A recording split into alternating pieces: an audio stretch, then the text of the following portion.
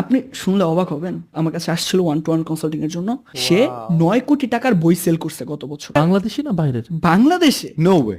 1.5 কোটি টাকার Facebook ad campaign করছে, বই বিক্রি করছে বই বিক্রি করছে 9 কোটি টাকার 9 কোটি। বাংলাদেশে? হ্যাঁ, সে একটা লাইব্রেরি, সে অথর না? লাইভের না, অথর না। 9 কোটি টাকার বই বিক্রি করছে, 1.5 কোটি টাকার ফেসবুক অ্যাড চালাইছে, কিন্তু সে রিটার্গেটিং কি জিনিস সেটা জানি না। এটা তাকে বলার পর সে রিয়েলাইজ করছে আসলে এতদিন সে কি পরিমাণ টাকা লস করছে। তার মানে সে তার 1.5 কোটি টাকায় খরচই করতে হতো না, না, আরো কমই রেজাল্ট, সে হয়তো বা 30 লাখ টাকা 40 লাখ বা টাকা। 40 লাখ টাকায় কাজ হয়ে যেত। ও মাই। সে রিটার্গেটিং কি এটা জানি না। অ্যান্ড সবচেয়ে সারপ্রাইজিং জিনিস কি জানো, এখন পর্যন্ত বড় বড় ব্র্যান্ড ম্যানেজার্স বাংলাদেশের, তারা এখন পর্যন্ত এই জিনিসগুলো বুঝেও না, তাই না?